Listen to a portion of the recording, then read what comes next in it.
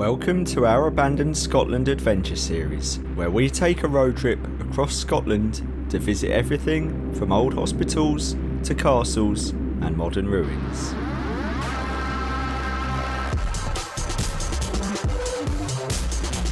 Join us as we document some of the country's most spectacular abandonments.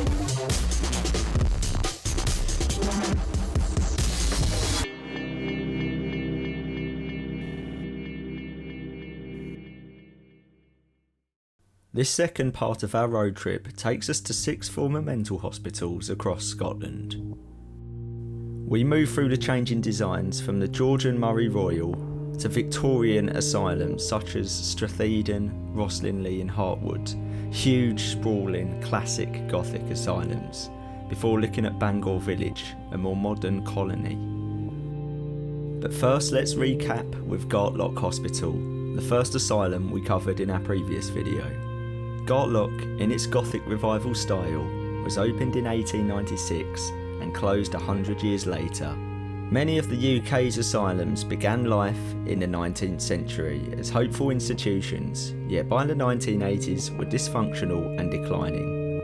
Today, most of the asylums are in the process of conversion into residential developments. The asylum was to be a self-sufficient community, and the scale of their buildings and operations is unlike anything today. And of their many facilities, the mortuary reminds us that people lived and died at the asylum.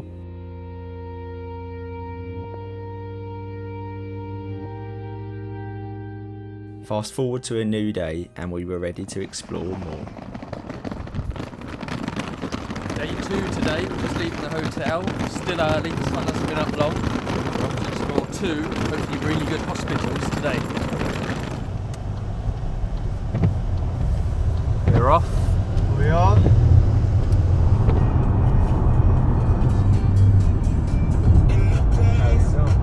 I don't know if you can see it because of the bridge rails, but it's a really pretty view down there. A nice river, got the beautiful autumnal leaves. Look at that view straight ahead. Our first target was of an older design different to what we had seen before. In fact, it's the oldest surviving asylum building in Scotland today. I reckon let's just go straight for it. This hospital actually predated the Lunacy Act of 1857, which introduced asylums for each Scottish district, the equivalent of county asylums in England. Murray Royal was instead a private charitable development dating to the 1820s. As we entered the site, we had to be careful how we approached the Georgian building as it was actively undergoing conversion, and using the foliage as cover, we drew closer and got our first peek. See where the portal is? Yeah. The fence behind it doesn't look like they've got any. The Murray Royal Lunatic Asylum was funded by the inheritance of a local man, James Murray. It was designed by William Byrne in a streamlined corridor plan layout, simpler and more compact than the later sprawling asylums for paupers. The early royal asylums were for paying individuals, and so had less demand reflected in their smaller size. Any potential security. Small. Yeah, let's do it. Like most hospitals, the building was extended over its lifespan, but some parts remained unchanged.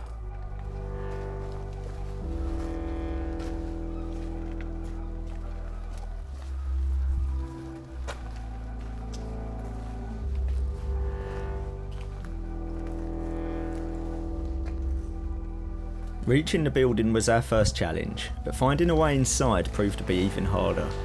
There we go.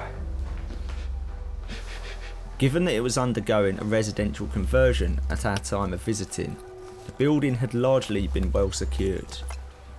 We would find many windows of false opportunity before realising finally what it was that we had to do. That's it, just sort of shimmy in. That's it. That's it.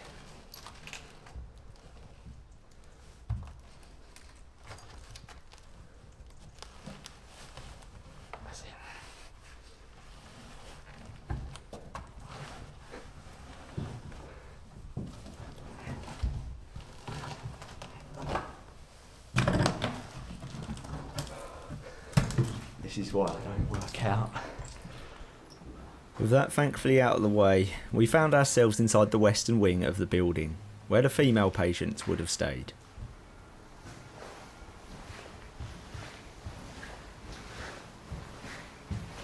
This wing of the building had been stripped back to the bare stone and brickwork awaited conversion, but other areas of the building were still largely authentic.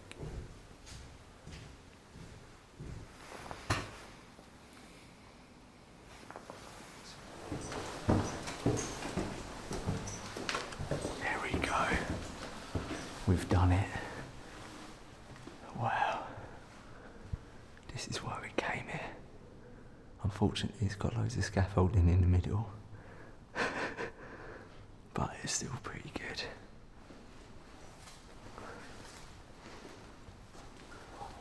It smells, doesn't it? This shit. Yeah, let's keep going.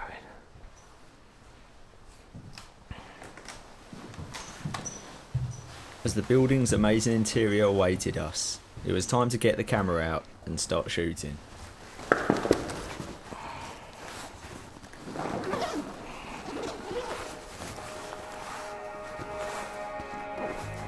This central octagonal balcony originally had a staircase inside it, but by 1865 it was altered and a glass ceiling cupola was added. It is not exactly clear why this was changed, but the original staircase was described as dark, so it likely required better natural lighting. This octagonal tower could be seen as an influence from asylums built to a radial plan around a central column.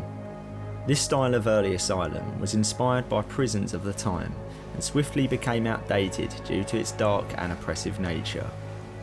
Whilst the construction scaffolding hides the skylit tower's full beauty, and it meant that we couldn't appreciate the glass ceiling, the ornate ironwork was still impressive. Next we turned our attention to the male wing of the hospital, on the eastern side. Less stripped than the west, it was very mouldy and heavily decayed.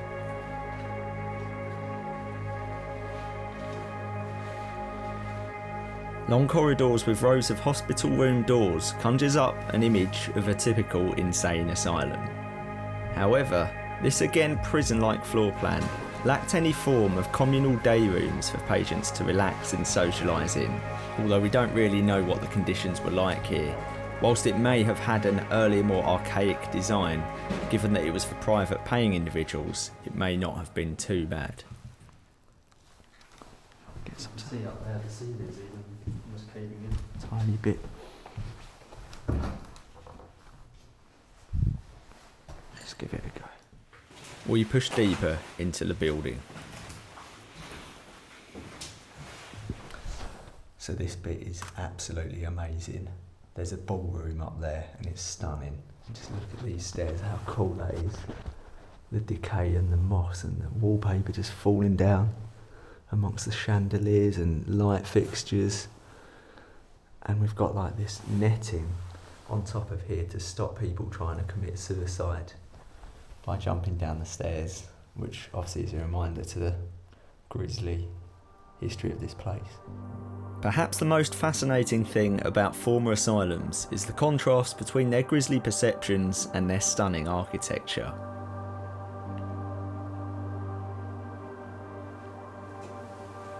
Whilst earlier asylums may have been inspired by the designs of prisons, by the Victorian era their primary influence came in the unlikely form of stately homes, and Murray Royal appears as a transitional design, maybe between the two.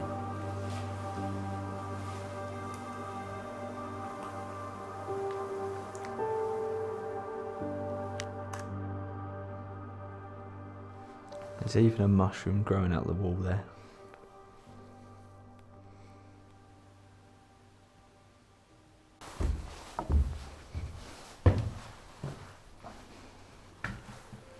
More at home in an estate than a hospital was this, the ballroom. Whilst smaller than the huge recreation halls of the county asylums, it was incredibly ornate with plasterwork barely changed since the 1880s. However, perhaps the greatest change that the hospital has seen has happened in the last few years. Roofing material has been stolen, leading to the ingress of water, rapidly accelerating its decay. A building perfectly preserved for over a century has suddenly found itself at the mercy of the elements. An abandoned video from 2019 shows how severely this room has deteriorated in only 3 years.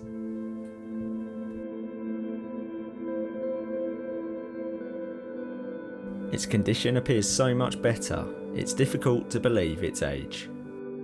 Urban exploration rarely leads to truly new discoveries, and I've come to see it not as a way to document the unseen for the first time, but as a way of recording change over time.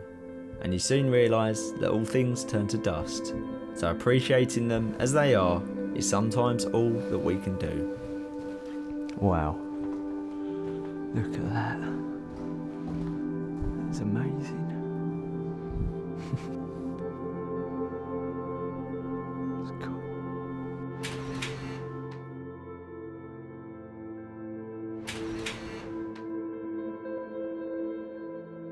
Close to the ballroom was another decorative room, dating to the same period of Victorian alterations to the hospital. This room appears to have been some form of library or a study. Wow. Holy crap. Look at this. That is beautiful, isn't it?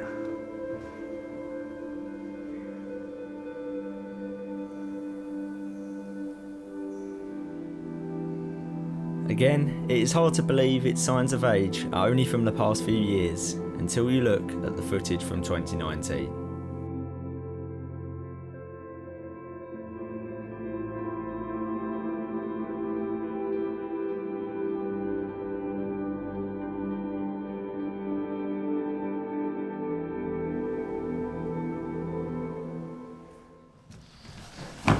You might have seen a few videos that sort of start like this, but this is just an exploring one. What was that?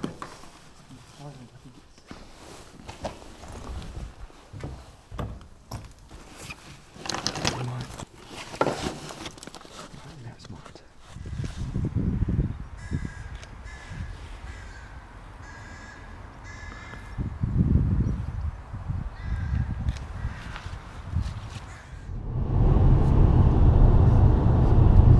So we have just finished in the last place, Royal Murray Hospital. Started off, it was a bit difficult to get in, and then the areas that we explored first weren't perhaps the nicest, but we persisted and I think it paid off in the end. It was worth it. It's absolutely amazing. Like the ballroom and that other room with the ceiling was just amazing. It was so photogenic. I think it could be some of my best photos I've taken, hopefully, from there. Bar is high. It is very high today. Now we're off to Stratheden, if I'm saying that correctly, hospital. So parts of this site are still in use, but there's a huge area that isn't. Many of the former asylums that still survive are still partially active as NHS mental health hospitals today, and this is why some of them have escaped being sold off to developers. To use the E word, but it is quite eerie. It is. This mist is certainly, the mist is certainly giving it an asylum vibe. Talking of bad omens. Is that a sign of things to come? Hopefully not. But we'll find out. Yeah, I think that's disused. Should we go to that end? Or there? Which way? I think to the end.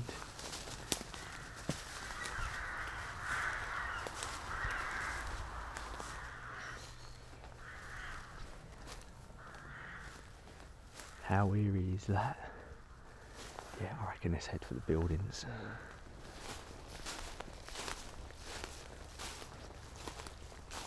The hospital began life as Fife and Kinross District Asylum when it opened in 1866. Several decades later than our last asylum, it represents a move towards the more familiar county asylum layout, following a much larger corridor plan with separate wards connected to central services via long corridors. Its external staircases add to the gothic feel of the building.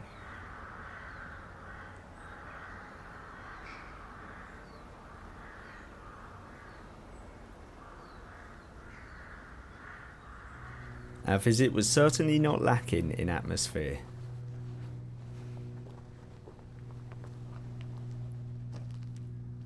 Despite the dark and outdated image that asylums have now come to be associated with, Victorian asylums began as places of sanctuary.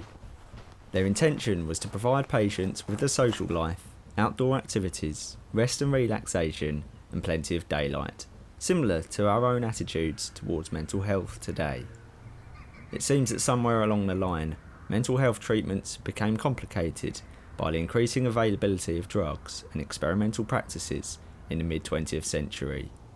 In time, mental hospitals became associated with trying to control rather than cure the minds of patients, returning to their prison-like origins.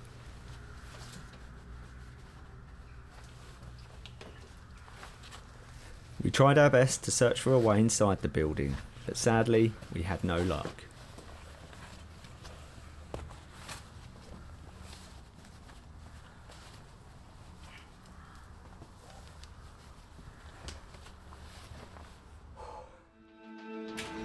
Whether asylums were a force of good or evil will always be a topic of complex debate, but it is largely agreed that care in the community, the modern alternative introduced in the 1980s, is equally flawed.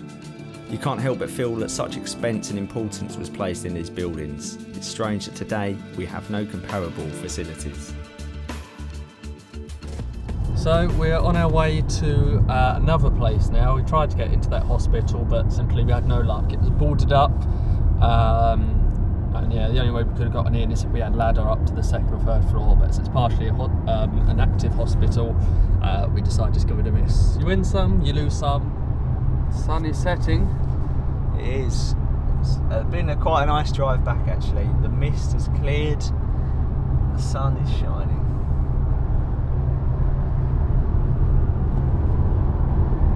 We're crossing over to Edinburgh.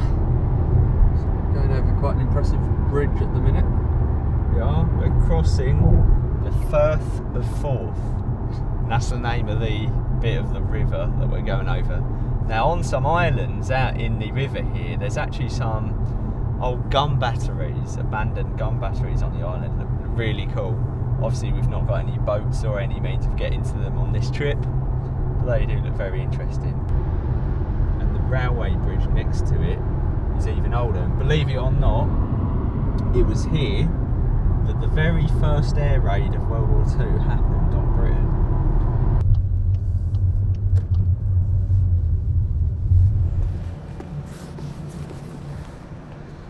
So, we're in Edinburgh now. We're going to try and get some food, specifically some haggis.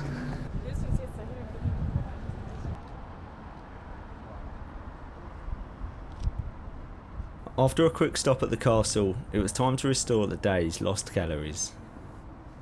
So, Joe's trying his first bit of haggis. I'm a big fan, I've tried it before.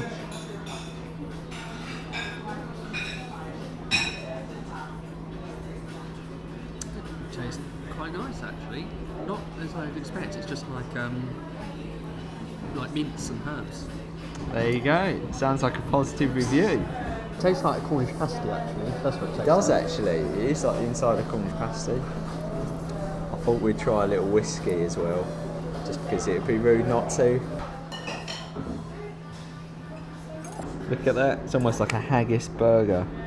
Joe's got lamb. That actually looks nice, to be fair. It tastes very nice. Next up is a short insight into how we edit photos. You can skip to 22 minutes if you don't want to see it. So, we're back at the hotel, and I've just copied the pictures onto my memory stick to back them up from today, and I'm going to show you what all the fuss with the tripod is all about. Well, you might have seen this before, but something I like to do with a lot of my photos is this thing called exposure bracketing, and it's good for architecture photos where you've got a lot of contrast in light and dark.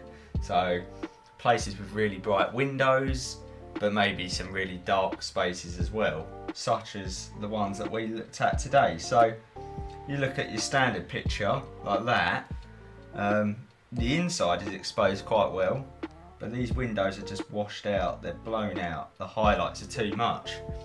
And the only way to fix that really, you could either then darken it, but then all this would get darker and noisier.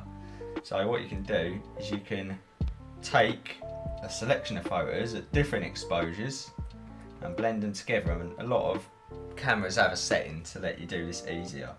So we right click, go photo merge, and we should have an HDR photo, a high dynamic range photo, but not a tacky one, a good one. That is a pretty cracking shot, to be honest. So that's what it's all about, and you can actually see things out the window, and also see what's inside. So you're doing it with 5 photos now, but you can do it with as few as 3. So now merging this second photo inside the other room, that kind of hall with the lovely decorative ceiling and the mushrooms growing out the walls. So yeah, we can see here we've got this window up the top. That's all nice. We can see the sort of mossy detail on it and the decay without it being too bright.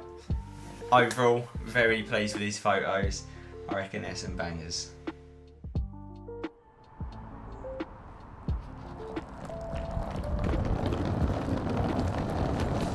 So we're leaving hotel number 2. This one was the Adamson Hotel in a little village called Crossford. It's been quite a pleasant stay, but it's now time to get back in the car and see some more places. Should be a good one today, hopefully. We headed back over the Firth of Forth to the next asylum. Stunning, that, isn't it, really?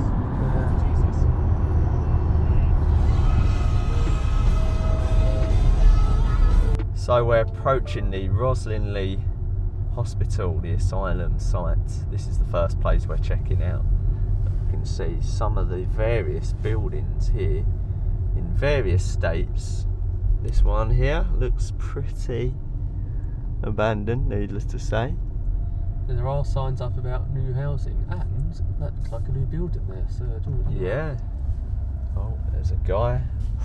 Keep your head down, guys. Approaching the hospital instead from the back, the site of the asylum, with its unique patchwork stone, greeted us through the trees. Impressive from the outside. Oh, a bit boggy.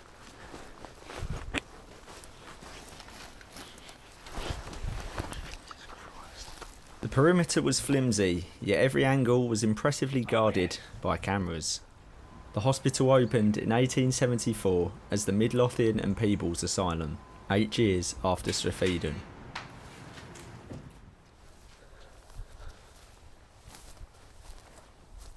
Given that one end of the hospital was an active building site, we tried our best to keep a low profile.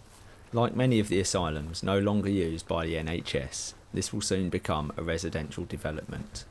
We have to go over there and use the pole to hold on to. There's also lots of cameras, probably every, I don't know, like 20-30 metres around the perimeter.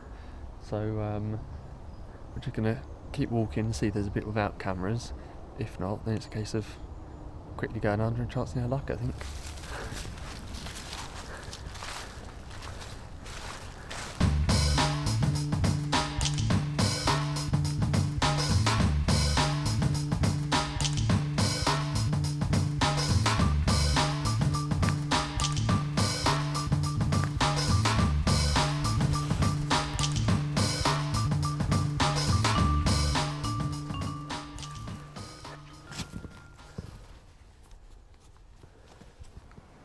And so we were in, or so we thought. Unfortunately, it turns out that these corridors were blocked off at the ends from the rest of the building, and a search around the exterior unfortunately proved equally as unsuccessful.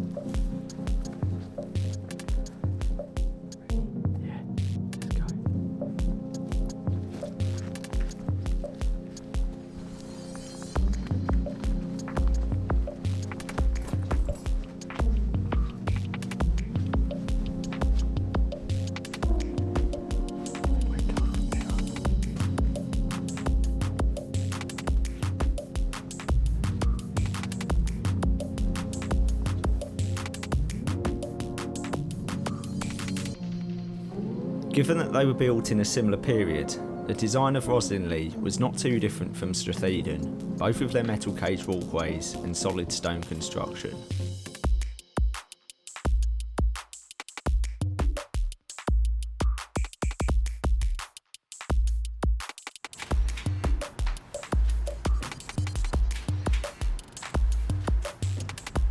Already chancing our luck, we decided it was time to try and leave.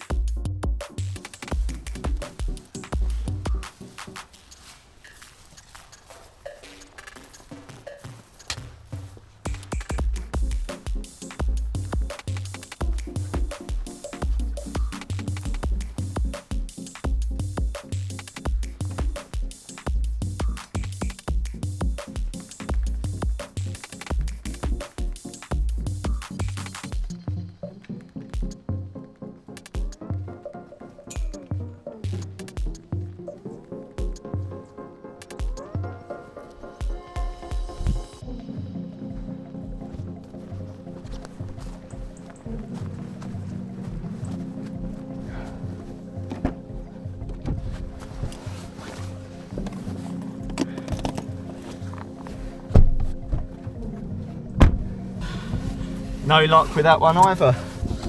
Two good ones that we haven't been able to get into. I think we've just come slightly too late for both of them. We still had a good wander around the outside of that one. It was still an impressive building and we still got a few good photos of the corridors.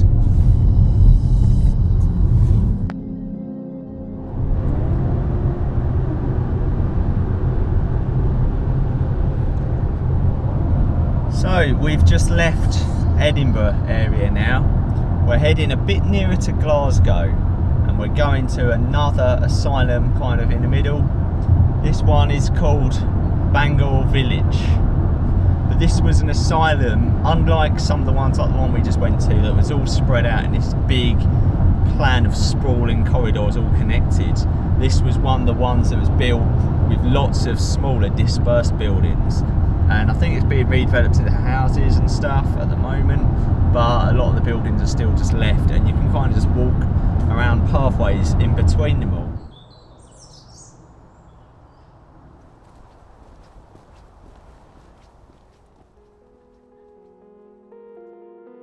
Bangour Village represents a development in asylum design at the turn of the 20th century, with separate buildings dispersed in a colony plan rather than connected by corridors. Built from 1906, the village plan here was modelled upon the 1870s Alt-Scherbitz Hospital in Germany, which was an attempt to make asylums feel more like a real community. This is the admin and admissions building, where patients would have first arrived. Bangour Village even once had its own railway, and during World War I it was requisitioned by the War Office as part of Edinburgh War Hospital. Yet again we found ourselves at another place full of atmosphere on this misty autumnal day.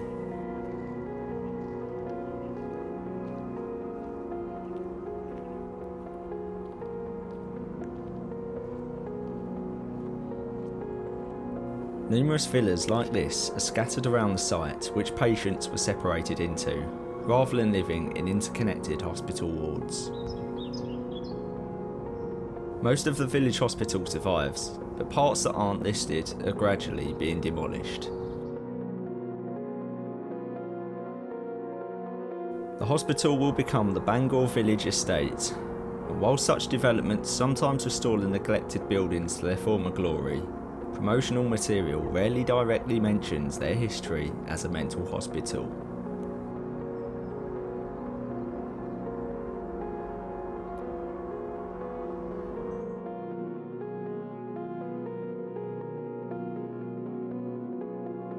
The extravagant architecture of the asylum has made for an unlikely pairing with modern residential developments, which both complements, yet ill fits, a future use as luxury homes.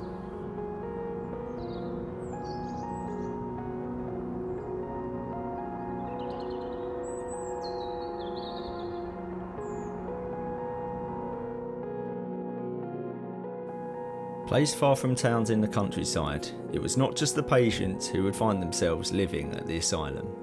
And this large building was the nurses' home, a common feature of asylums where the hospital nurses would have stayed.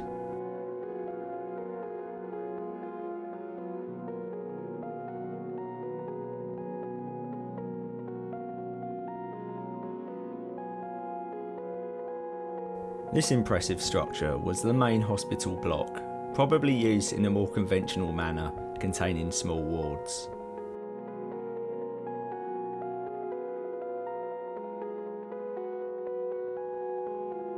These sunrooms were added onto the building later. When we visited, the derelict buildings here were covered with new security measures such as CCTV, probably in an attempt to protect them from deterioration or worse, fire, before conversion.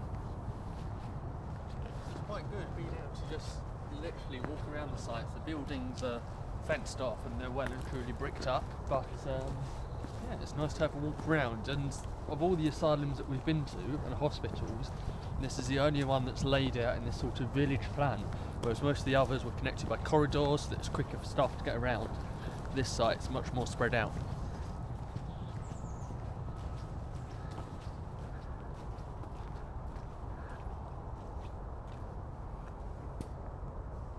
So it's really strange being here. I know it's called Bangour Village, but it's literally a village where all the buildings are spread out with roads. A lot of them like this are boarded up, so we don't know what they're like inside. Hopefully they've been nicely preserved, and when they're going to be converted into homes, they actually do justice to the history of this site.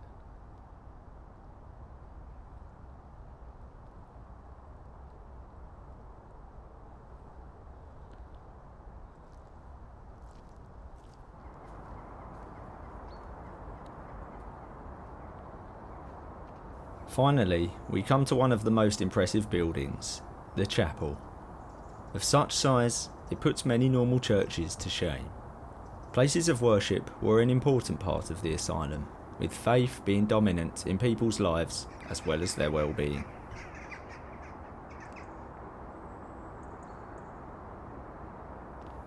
The hospital's buildings were added to gradually, with the church being built through the 1920s in a slightly continental style. Placed on a hill overlooking the hospital, it is possibly the largest church in the Lothian region outside of Edinburgh. Bangour Village represents an optimistic approach to mental hospital design. Whilst the dispersed village plan never fully succeeded the single building asylums, hospitals in this layout became increasingly popular in the 20th century, and Bangour represents one of the earlier ones in Britain. Before mental health services switched towards the community at the end of the last century, this represents an effort to turn hospitals into communities of their own.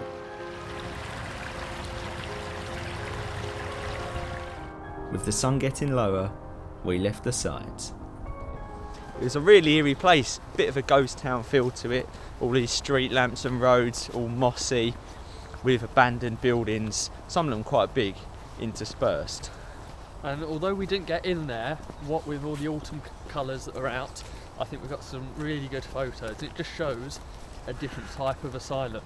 We were next headed to our final asylum of the trip, Hartwood Hospital, opening in 1895 as Lanark District Asylum. Yeah, these gates look fairly new and fresh, so I thought it might be quite hard to get into. But there's literally an open gate there that we can walk into, so I think we're going to do that. So we're now approaching the Hartwood Hospital. There's only 2 buildings left, but it does look very eerie, very imposing. Who knows? I don't know if there's anything good to see in there, or if we can even get in. We're going to find out. Now, one of the most notable things about asylums, they were hidden away from towns and villages and often quite remote areas. But the one thing that, or how you could tell that there was an asylum close to you, was water towers or clock towers. And this is a prime example. As soon as those trees on the right move out the way, you can just see in the distance the clock towers.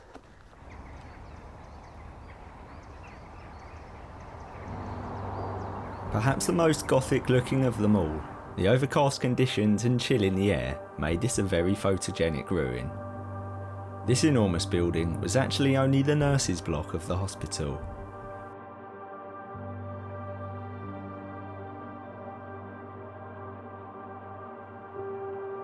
With the main building being situated around 400 metres away, you start to get a sense of the true scale of the operation.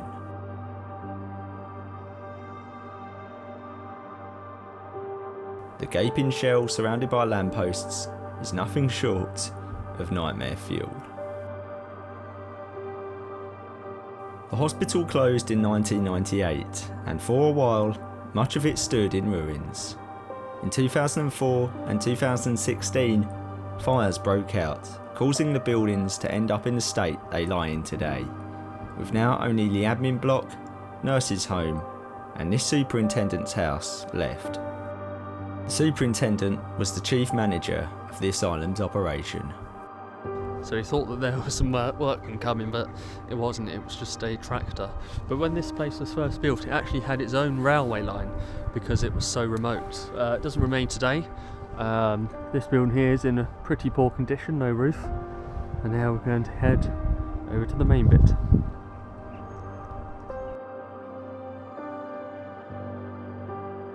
Since the fires, most of the structure surrounding the admin block has been cleared, leaving only a small part left, which is little more than an empty shell.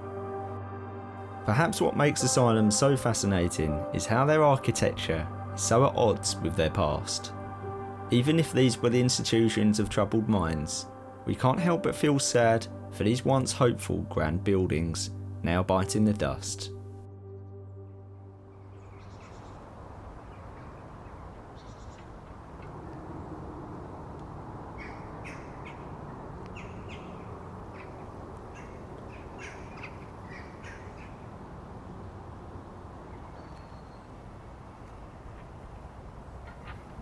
The asylum's twin water towers take us back to Gartlock Asylum at the start of the video, which opened only a year later. We've only managed to observe many of the asylums on our trip from the outside, but perhaps that's how these gutted ruins are best appreciated. Asylums were designed to be landmarks, like the spire of a distant church, and the very word asylum tells us that they were supposed to be places of sanctuary. And even if somewhere along the line the message was lost, we still have to admire the good intentions reflected in their design. We found ourselves taking a look inside one of the towers.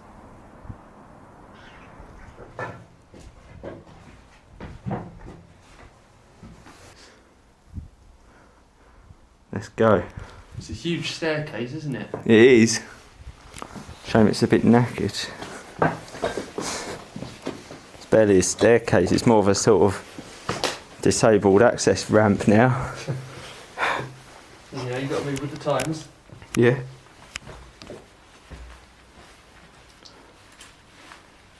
That's a good shot. Should you go up a minute?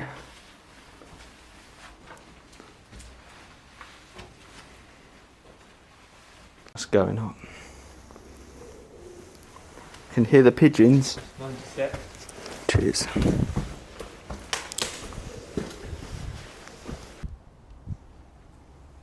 It looks like there's 1, 2, 3 stories that would have been above us, and then the clock face. Right. The stairs had completely been filled with rubble, so we cut our losses and decided that we weren't making it to the top.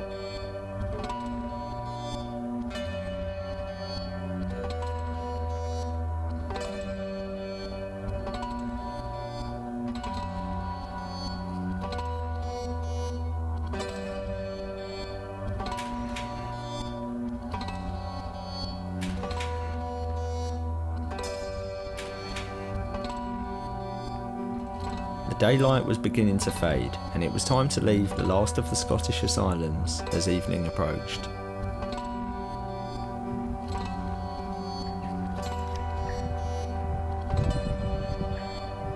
Whilst the buildings are now neglected, there are still a few signs that people in today's community, which developed from the hospital, still cared. A few memorials are still placed on the gate to members of the hospital who perished in World War II. But our minds should also be cast to those fighting mental battles who spent their lives behind the confines of the asylum and often never left. So we've just visited the Hartwood Asylum. that was an amazing building. Well, two amazing buildings really. The two clock towers on that big building up on top of the hill was actually amazing, just the size of it. But it looked pretty sketchy. Couldn't seem to find a way inside to eventually get up to the clock towers.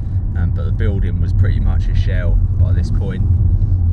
But yeah, it was a really interesting, imposing, scary looking building to finish on.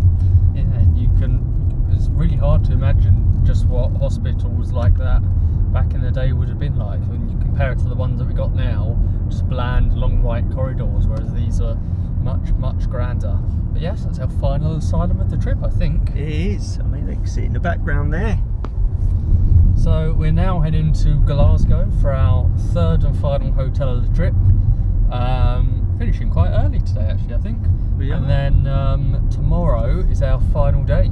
So got a few explores planned for the day, none of which are asylum related. And then we fly back into London City in the evening. So gonna be another busy day. We've explored no fewer than 6 of Scotland's historic asylums. They came in different shapes and sizes, from architects with different ideas about mental health treatment. Their designs are often far grander than one might expect, and whilst their institutional practices may have been fatally flawed, I think there's still something that we can learn. The asylum's designers thought long and hard about the influence of surroundings on patient well-being. Whilst practices have improved, the bland designs of modern hospitals do make you wonder if something has been lost. Our final part of the Abandoned Scotland road trip sees us visit several modern ruins before returning home. Don't miss it.